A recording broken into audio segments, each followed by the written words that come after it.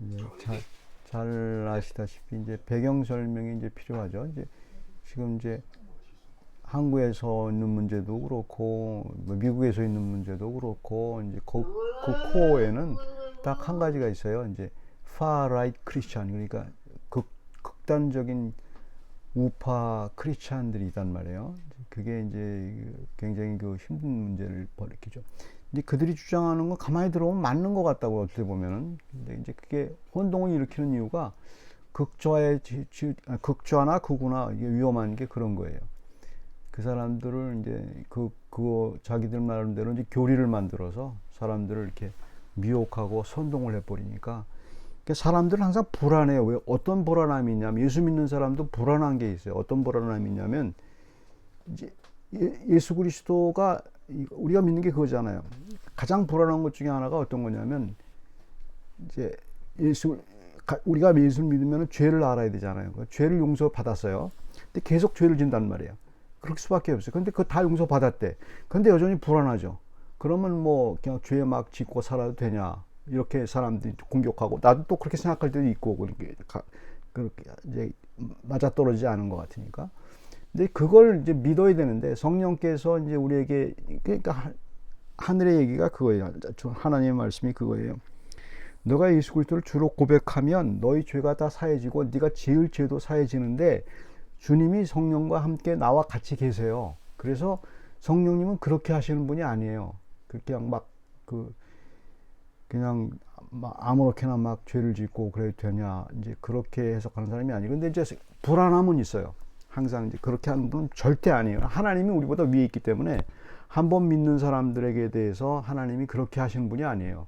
근데 우리에게 여전히 있는 게 뭐냐면 불안이 있는 거예요. 불안이. 왜? 계속 죄를 짓게 되니까. 다 보면 어쩔 수 없이 실수하게 되고 먹고 살기 위해서 또 죄를 짓게 되고 이렇게 되니까 불안한 거예요.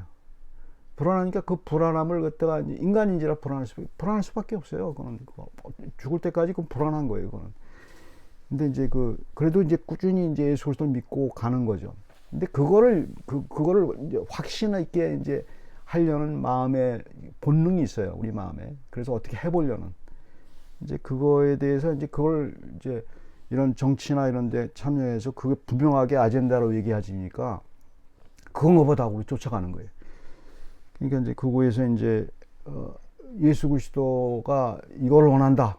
그렇게 마음을 이제 사람들을 선동해 버리면 그냥 그쪽으로 그냥 돌진하는 거예요. 왜? 자기 불안을 없앨 수 있잖아요. 자기 믿니까.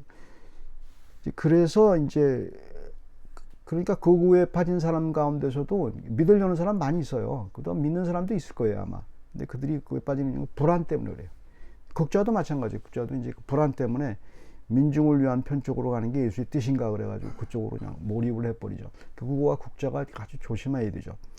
지금 현재 일어나는 이제 전 세계의 문제는 극우가 문제가 돼요. 옛날에 극좌가 문제가 됐었잖아요. 근데 지금은 극우가 문제가 돼요. 극우가 문제가 돼서 익스트리미즘이 이제 문제가 되죠.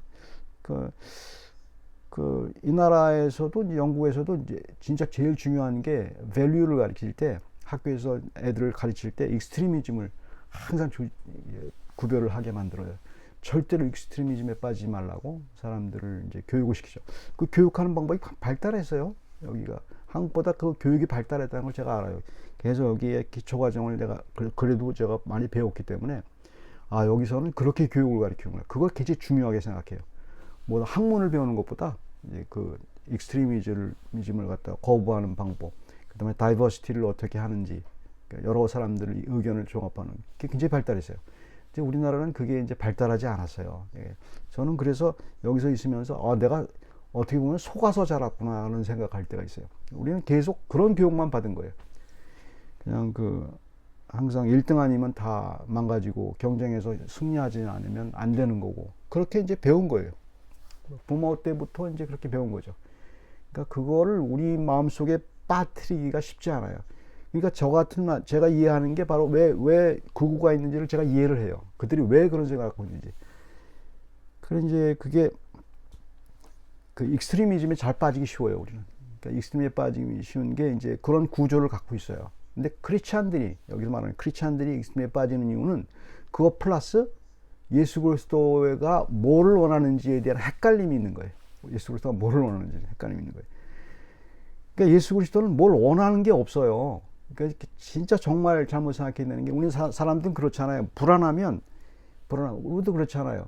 자식들을 키우다 보면 뭘 원하는 게 없는데도 그냥 불안하니까 뭘 이렇게 해주려고 그래. 걔는 원하지도 않는데.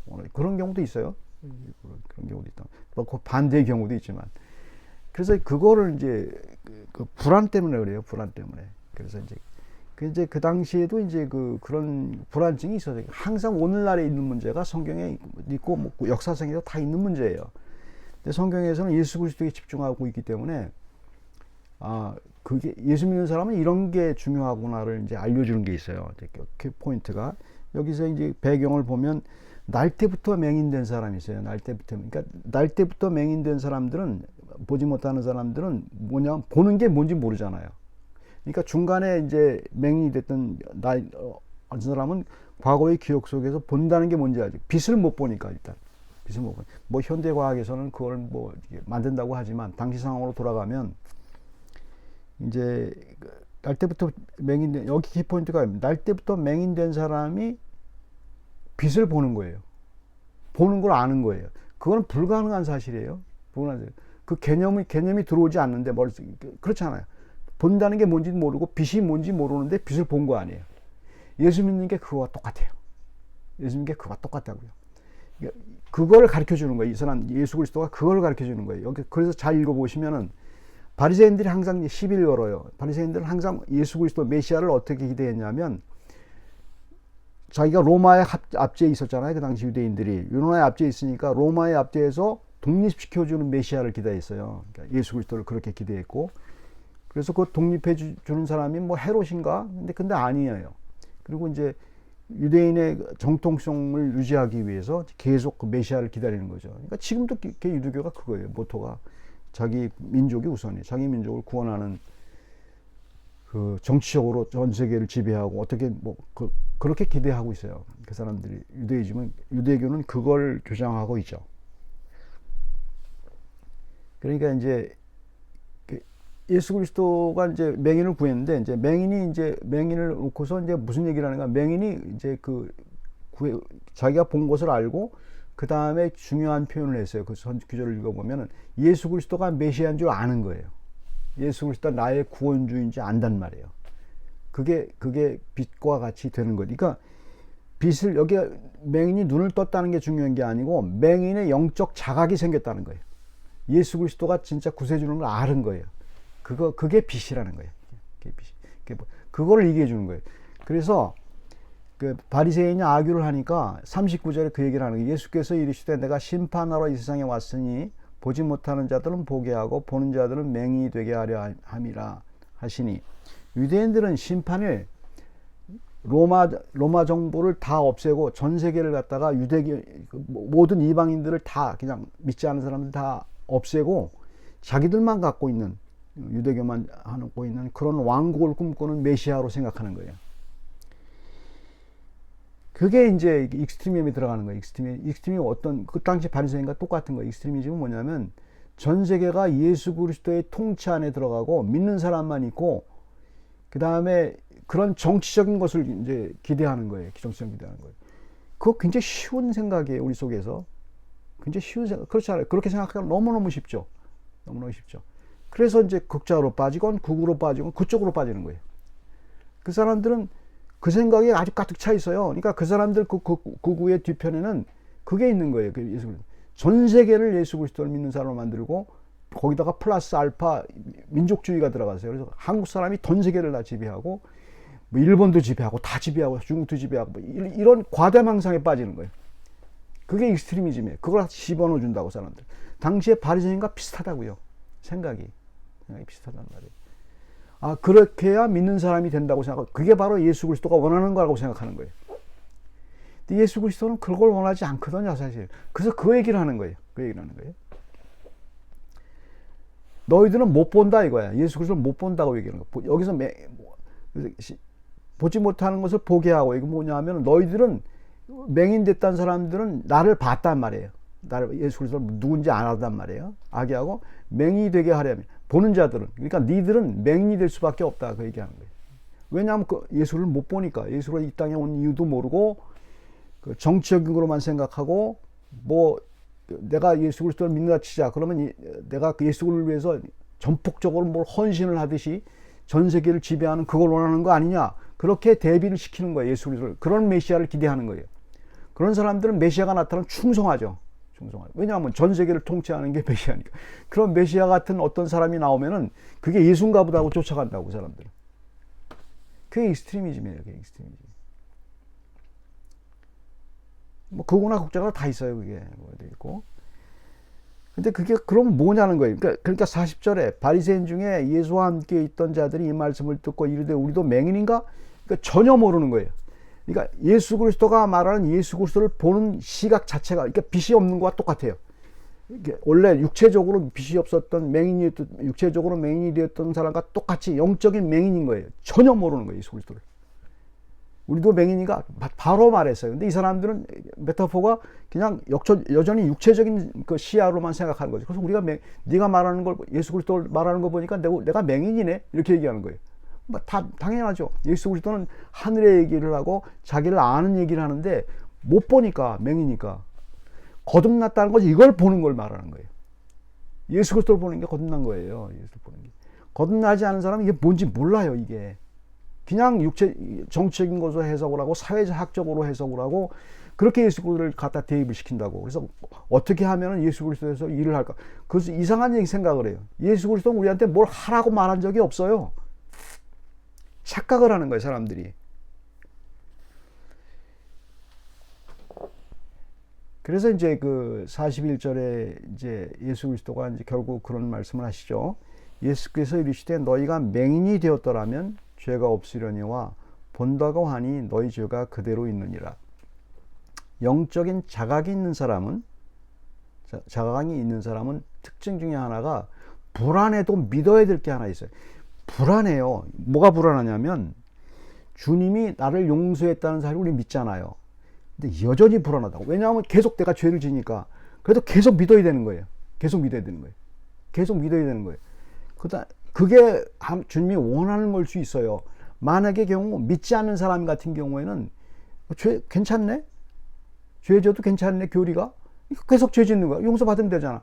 이게 그건 예수 그리스도가 없는 거예요. 그게 불안한 사람이 그나마 나은 거예요. 불안한 사람이. 진짜 다 불안해요. 믿는 사람들은 이것 때문에 힘든 거예요. 이것 때문에. 죄가 용서받았다는데 또 죄를 짓고 왜 또 죄지면 저주받을 것 같고 또 죄 짓고 이게 계속 가는 거예요. 이게 불안 속이 계속 가는데 이걸 끝내버리려는 사람들이 익스트리미즘이에요. 너무 불안하니까 이해는 해요. 이걸 끝내버리려는 거예요. 그래서 그걸 이렇게 해줘야 하나님이 만족하나 보다. 그래서 예수 그리스도는 뭘 하는 거예요. 윤리를 막 지키려고 하고 위선자가 되고 이렇게 해야 주님이 원하는 걸로 생각하고 그렇게 가는 그게 극자로 가고 율법주의자가 되는 거예요. 그게 바로 주님은 그걸 그렇게 해서 오신 분이 아니라고요. 우리에게 예수 그리스도가 내 안에 있게 되면 정말 믿으면은 그 상황을 인지를 해요. 불안하면서 여전히 윤리에 대해서 생각도 안 해요. 이 사람들은 진짜 믿는 사람들은 율법주의자는 생각도 못 한다고. 왜냐하면 너무 불안하니까 자기가 계속 하다 보면 내가 다른 사람이 볼 때 윤리적으로 가고 있는 걸 발견하는 거예요. 근데 본인은 그 죄 때문에 힘들어하죠. 그렇다고 믿지 않는 심리학자들은 뭐라고 얘기해요? 그건 죄책감에 빠져서 그건 병자라고 얘기하죠. 아니에요. 아니라고요. 그걸 혼동시키는 거예요. 세상 사람들은. 그걸 혼동시키는 거예요.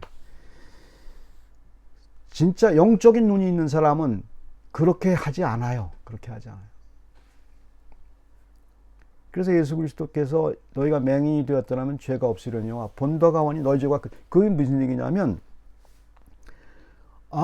내가 불안함을 해소하려고 하다 보면 이제 이렇게 하는 게 내가 죄가 안 되는 거구나. 이렇게 해야 내가 죄가 없어지는 거야. 예수 그리스도가 용서해 줬다는 이렇게 해야 죄를 용서한다고 그걸 이렇게 생각을 하는 거예요. 이렇게 불안하니까. 불안 그 자체가 그렇게 가도록 만들었는데 이렇게 해야 되는구나. 그래서 그걸 결정적으로 자기가 만들어 버리는 거예요. 자기가 편안함을. 그래서 이제 그 죄를 그러니까 그 사람은 죄가 그대로 있는 거예요. 무슨 죄? 주님이 내 죄를 용서해 줬다는 걸 믿지 못하는 죄. 그렇지 않습니까? 그렇잖아요. 자기가 죄를 해결하려고 하잖아요. 자기가 죄를 해결하려고 하잖아요. 익스트리미즈로 빠지잖아요. 그렇게 해야 주님이 좋아한다고 생각하고 이게 죄가 없다고. 네가 죄가 없다 본다고 네가 그게 죄라고 생각을 하니 본다고 하니 네 죄가 그대로 있는 거야. 왜? 나는 이미 용서를 다 한 거고 이미 다 하나님과 하나님께 보는 건데 그거를 믿지 못하는 죄를 짓는 거 아니야, 네가. 그렇잖아요. 우리는 믿으려고 하는 거 아니까. 믿고 그냥 그 불안한 거야, 믿고 계속 하는 거야. 그래서 불안한 걸 믿지 못하는 걸로 착각한다고 사람들은. 믿는 사람들 가운데 이게 잘못된 게 아니라 불안하니까 이걸 믿지 못하는 걸로 생각해. 주님은 그렇게 해서 온 거예요. 그렇게 해서 세상을 심판하러 오신 게 그 부분이에요. 우리를 이미 심판하고 있는 거예요, 그걸로. 그러니까 받아들여야 돼요.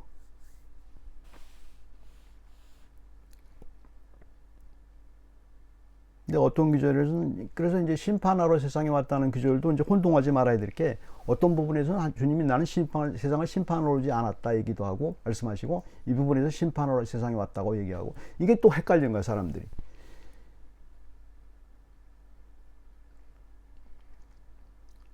주님이 이 세상에 왔을 때는 이미 심판이 끝났어요. 그러니까 예수 그리스도를 믿지 요한복음 3장 8절입니까? 거기 그런 얘기했잖아요. 너는 주님을 믿지 아니함으로 너는 이미 심판을 받았네. 이미 심판을 받은 거예요. 이게 심판인 거예요.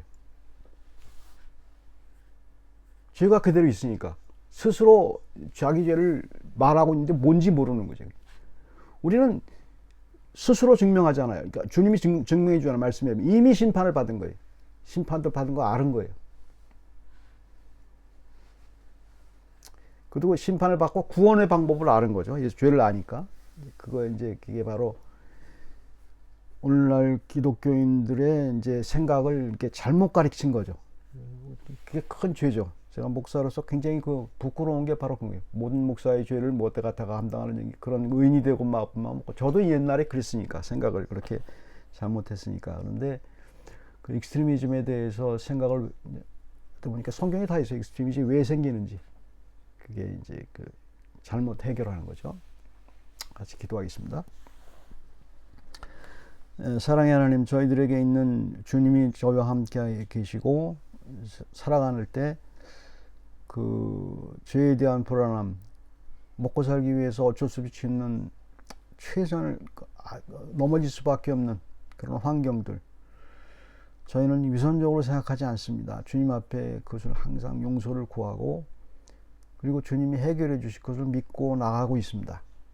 여전히 불안하지만 그래도 주님이 나와 함께 했다는 증거가 바로 이런 생각을 할 수 있다는 것이 주님이 나와 함께 했다는 증거이오니 주님 세상의 많은 사람들에게 대해서 예수 그리스도가 내 안에 있다는 사실을 우리 삶 속에서 저절로 보여줄 수 있도록 하나님 힘을 주시옵소서. 주님이 저에게 뭘 하라고 명령하신 적도 없는데 저희는 계속 빛이 되라고 말한 적도 없고 이미 빛인데 빛을 보는 사람들인데 여전히 빛은 당연히 바라게 돼 있는데 그냥 바라려고 노력할 필요도 없는 건데 그렇게 하는 저희들의 모습을 주님 잘 보살펴 주시고 용서하시고 믿음으로 계속 날마다 생활할 수 있도록 저희들 마음을 지켜주시옵소서. 예수님 이름으로 기도드립니다.